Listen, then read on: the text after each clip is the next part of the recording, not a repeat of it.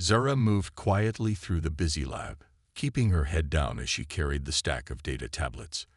The other Neridians barely noticed her as they went about their work, their bright crests bobbing with each animated conversation. Zara had no such crest. Her scales were a dull gray-blue instead of the vibrant colors of her colleagues. "Assistant Zara, these calculations need to be filed," Dr. Kelter said without looking up from his workstation. His magnificent purple crest pulsed with importance as he handed her another tablet. "Yes, doctor," she replied softly, taking the device. When no one was watching, Zara glanced at the equations scrolling across the screen. She spotted 3 mistakes immediately. The energy conversion formula was wrong, and if they built the prototype this way, it would fail. She hesitated, then made a small cough. "Dr. Kelter, I believe there might be an error in the—" "Did I ask for your opinion?"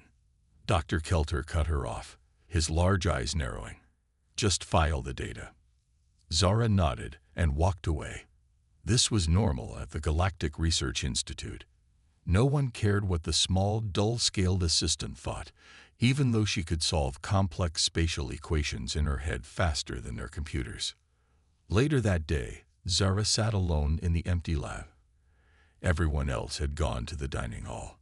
She pulled up the calculations again and fixed the errors, saving her work on her personal tablet. One day, maybe someone would listen. The next morning, the institute buzzed with excitement. Director Voss called all staff to the main hall.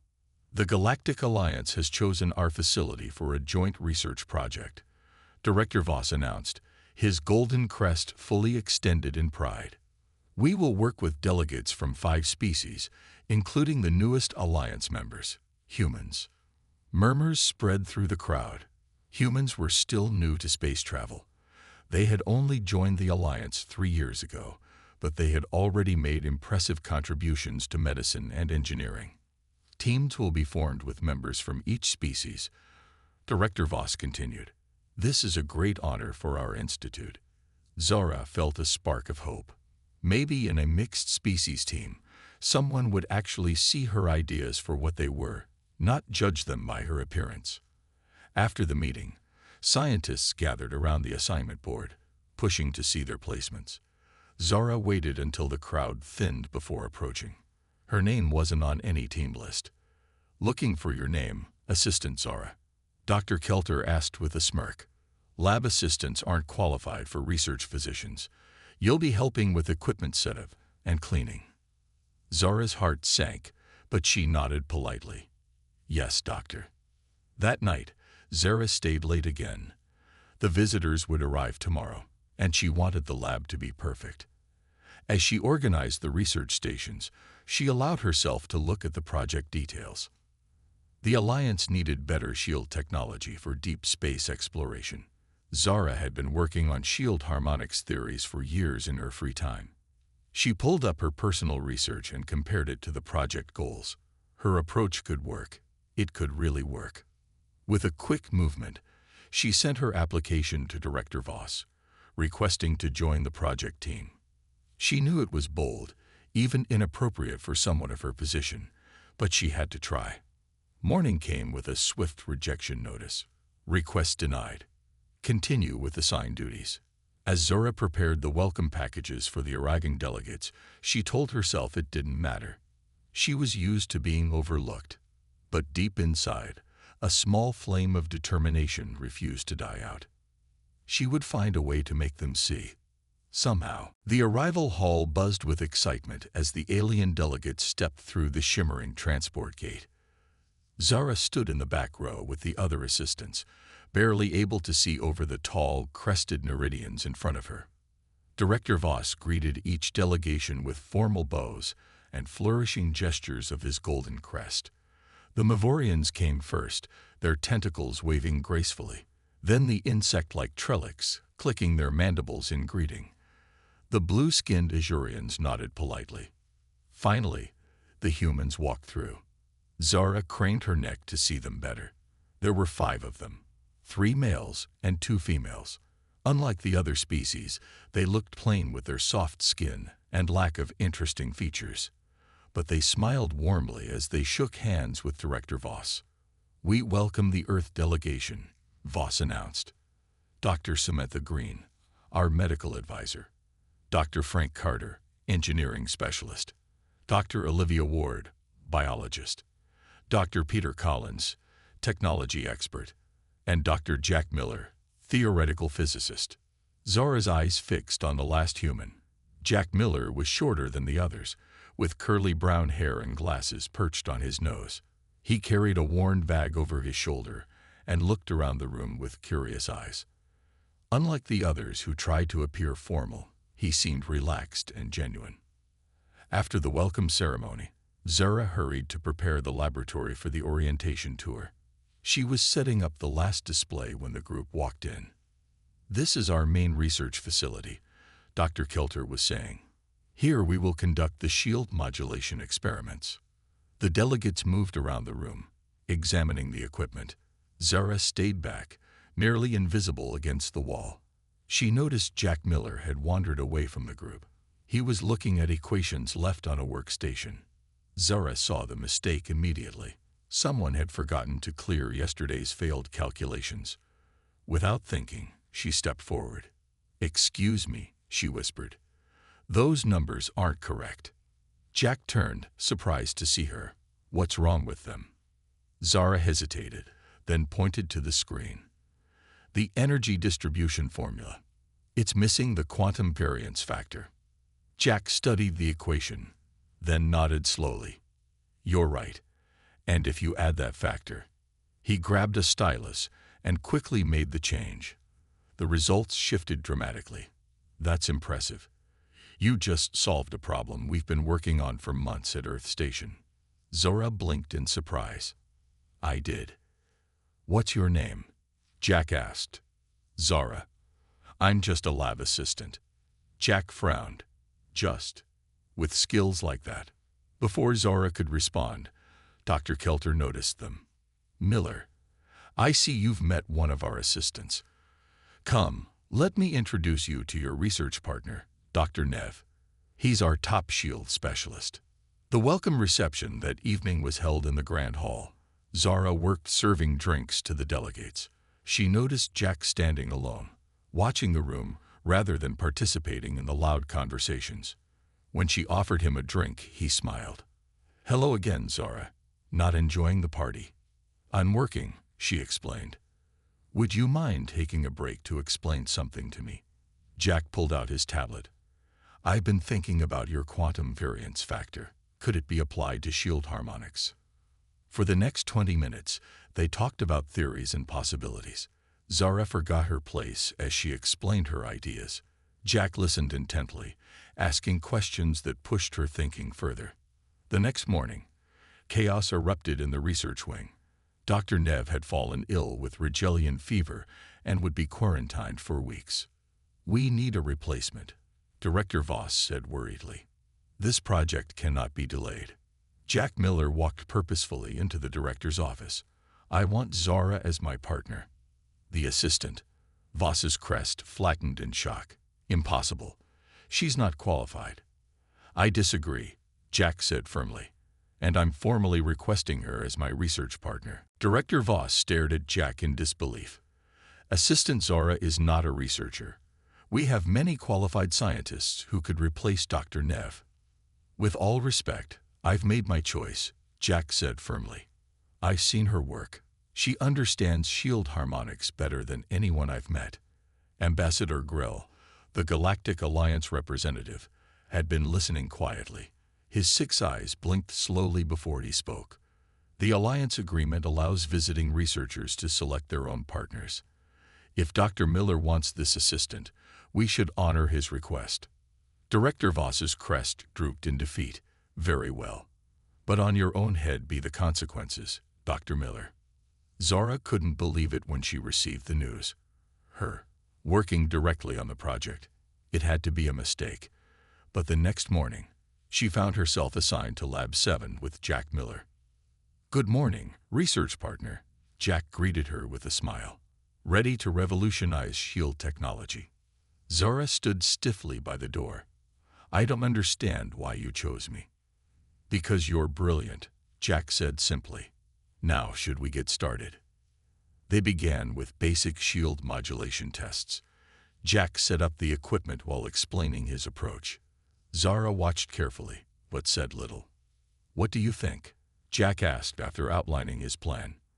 It's good, Zara replied cautiously. Jack crossed his arms. Just good. Come on, I need your real thoughts. The approach is stable but conventional, Zara finally admitted. It won't achieve the efficiency the Alliance needs for deep space. Then what would you suggest instead? Zara hesitated, then moved to the display. Slowly at first, then with growing confidence, she outlined a different approach using adaptive harmonics that could respond to different types of space phenomena. Jack watched with growing excitement. This is exactly why I wanted to work with you. Over the next few days, a routine developed. Jack created an environment where Zara's ideas were not just welcome but expected. He asked questions, challenged her thinking, and built on her concepts. Gradually, Zara began to speak up without prompting. Other Neridians walked by their lab, watching with curiosity and often disapproval. Dr. Kelter made a point of stopping by daily, questioning their methods and reminding Zara of proper assistant behavior. Don't let him bother you, Jack said after one particularly unpleasant visit from Dr. Kelter. He's just threatened by talent he can't control. One evening, as they worked late, Zara finally shared her complete theory on adaptive shield harmonics. She pulled up diagrams and equations she had been developing for years but had never shown anyone. This is revolutionary, Jack whispered as he studied her work. Why didn't you share this before? No one would listen, Zara said simply. My appearance, my position. Neridians believe those without prominent crests lack intelligence. Jack shook his head. On Earth, we learned the hard way that judging people by appearance leads to missing out on greatness. They worked through the night, combining Zara's theory with Jack's practical approach. By morning, they had the blueprint for a prototype that could potentially increase shield efficiency by 300%. Word of their progress reached Ambassador Grill, who scheduled a visit to their lab. Dr. Kelter insisted on accompanying him. Impressive, Ambassador Grill said after reviewing their work. The Alliance is pleased with your progress. Dr. Kelter's crest darkened with anger. Director Voss should know that an assistant is receiving undeserved credit. I assure you, Jack said firmly, every bit of credit Zara receives is entirely deserved. In fact, the core breakthrough is hers. For the first time in her life, Zara stood tall as someone acknowledged her work. But behind Dr. Kelter's forced smile, she saw something dangerous brewing. Over the next 2 weeks, Jack and Zara worked tirelessly on their prototype. The lab became their second home as they refined their design, running test after test. Zara's adaptive shield harmonics theory proved more powerful than either of them had expected. Look at this, Zara said one morning, pointing to the test results. The shield automatically adjusted to the radiation wave without any drop in strength. Jack studied the readings with growing excitement. This is incredible. No shield system has ever adapted this quickly before. Their breakthrough attracted attention from across the research center. Scientists from other teams began stopping by to see their work. Even some Neridian researchers started acknowledging Zara with respectful nods. Ambassador Grill called a special meeting to discuss their progress. The Alliance Council is very interested in your results, he told them. We would like a demonstration of the prototype next week for the full council. Zara could hardly believe it. Her work would be presented to the highest officials in the Galactic Alliance. For the first time in her life, she felt proud of her achievements. As they finalized their preparations, Dr. Kelter stopped by their lab more frequently. Just checking on your progress, he would say, watching them work with narrowed eyes. As senior researcher, I need to ensure everything meets Institute standards. The night before the demonstration, Zara and Jack ran one final test of the prototype. Everything worked perfectly. We should get some rest, Jack suggested. Tomorrow's a big day. Zara nodded. I'll just triple-check the calculations and lock up. That's what I like about you. Jack smiled. Always thorough. After Jack left, Zara reviewed their work once more and set the lab security system before heading to her quarters. She was too excited to sleep, imagining how the council would react to their presentation. The next morning, the main conference room was filled with Alliance officials and Institute staff. Director Voss introduced the project with grand gestures of his golden crest, taking most of the credit for supporting such innovative research. When it was their turn, Jack insisted that Zara explain the theory behind their work. With a nervous but steady voice, she walked the audience through the principles of adaptive shield harmonics. The council members listened with interest, many taking notes. And now, Jack announced, we'll demonstrate the practical application. He activated the prototype shield generator. At first, everything seemed normal. The shield formed perfectly around the test object. But when they introduced the radiation wave, instead of adapting, the shield fluctuated wildly and then collapsed completely. Gasps filled the room. Jack stared at the equipment in shock. This isn't right. It worked perfectly yesterday. Dr. Kelter stood up, his crest fully extended in authority. It seems the experiment has failed. Perhaps entrusting crucial research to an assistant was unwise. Director Voss looked furious. This is embarrassing for the entire institute. Something's wrong, Zara said, checking the system frantically. These aren't our original calculations. Jack joined her at the control panel, reviewing the data. His face darkened as he scrolled through the numbers. These values have been changed. This isn't what we programmed. Are you suggesting sabotage? Ambassador Grell asked gravely. Before they could answer, Dr. Kelter interrupted. Or perhaps it's simply incompetence. The assistant clearly made errors that the human failed to catch. Jack stood tall. I trust Zara completely. Something happened to our work, and we need time to investigate. Ambassador Grell considered this. You have 48 hours to determine what went wrong. The council will reconvene then for a final decision. As the room emptied, Zara looked at the failed prototype with tears in her eyes. All our work. Jack put his hand on her shoulder. We'll figure this out. Someone tampered with our project, and I think we both know who. Jack and Zara worked frantically in their lab. With only 48 hours to prove what happened, they had no time to waste. Let's start from the beginning, Jack said. We need to compare the current calculations with our original work. Zara pulled up her personal files.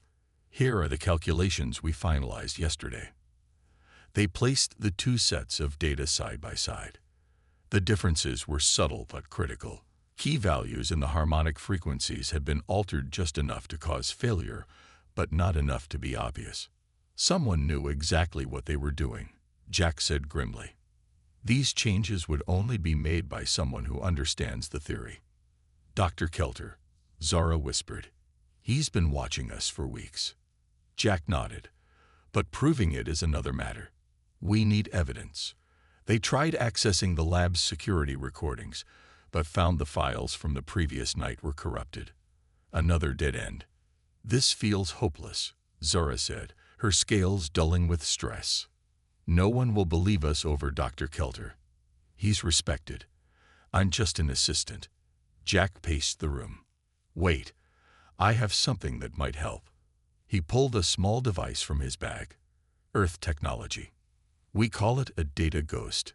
It creates backup copies of all computer activity within range. Is that allowed? Zara asked. It's not illegal, just uncommon. I use it to back up my work when traveling. Jack activated the device. Let's see if it caught anything useful. They waited as the ghost processed the data from the past week. Finally, it displayed its findings. There, Jack pointed to a file timestamp. Someone accessed our system at 2:37 this morning, after we both left.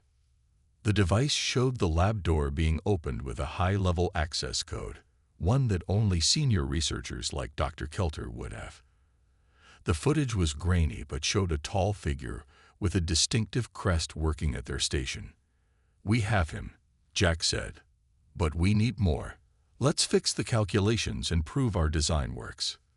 They worked through the night, restoring the original values and running additional tests to verify the shield's performance. By morning, they had fixed the prototype and gathered all their evidence. As they prepared to leave for some much-needed rest, Zura made a surprising discovery. "Jack, look at this," she called out. "When I was double-checking my original theory, I found something even better." She showed him a new calculation that would make the shields not just adapt to space phenomena, but actually draw energy from them, becoming stronger in response to attacks. "This is brilliant," Jack said, studying her work. "Why didn't you include this in our original design?" "I wasn't confident enough," Zara admitted. "But now I see it would work." Jack smiled. "Then let's add it to our presentation. We'll not only prove our innocence, but show them something revolutionary." With just hours before the council meeting, they faced a difficult choice. Should they confront Dr. Kelter directly or wait for the presentation?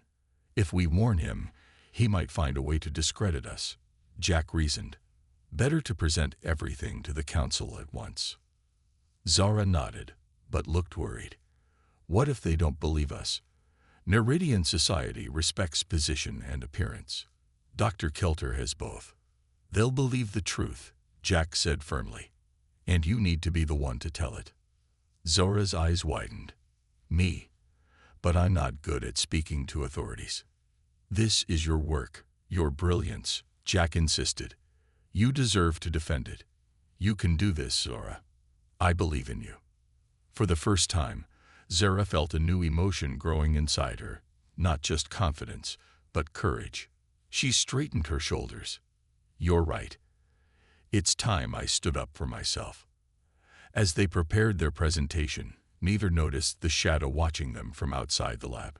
Dr. Kelter had underestimated them once.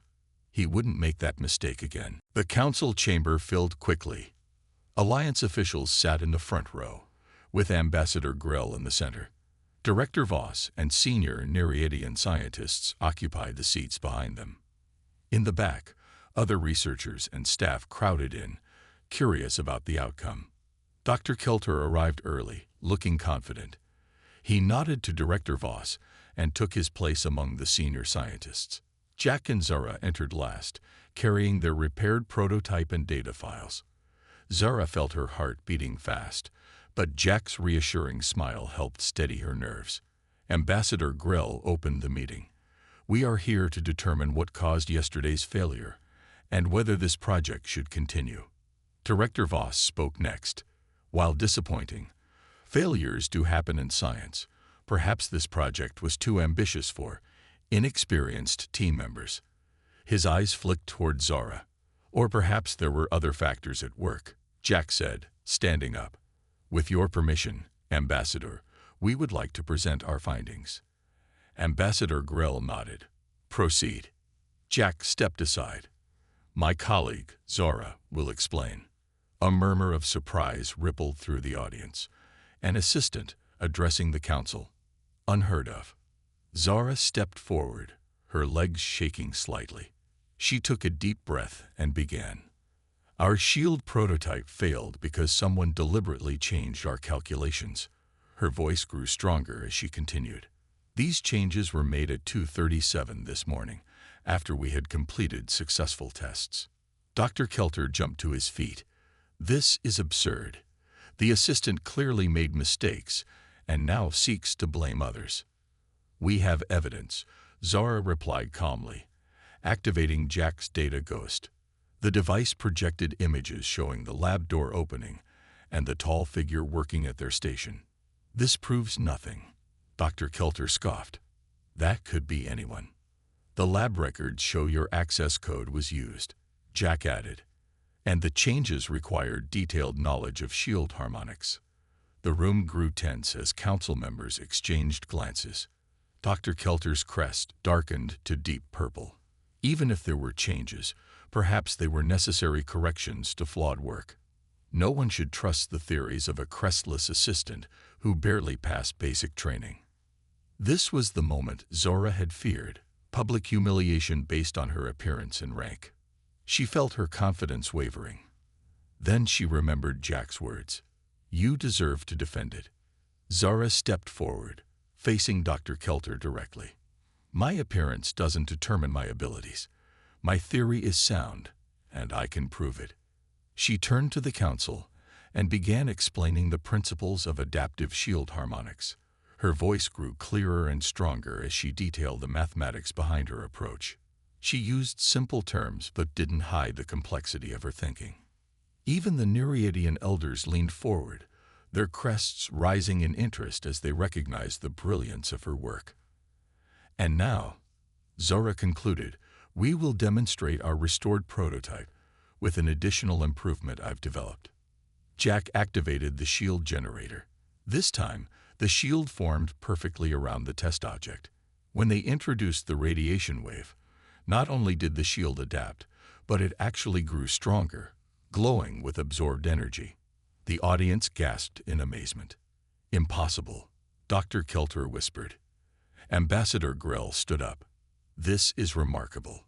Shields that grow stronger when attacked would revolutionize deep space travel." He turned to Dr. Kelter.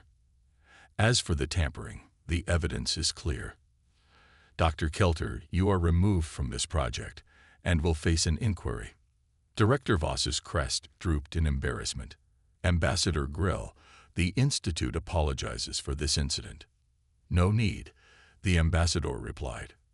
"Thanks to Jack and Zara's persistence, we have gained a valuable breakthrough." He looked directly at Zara.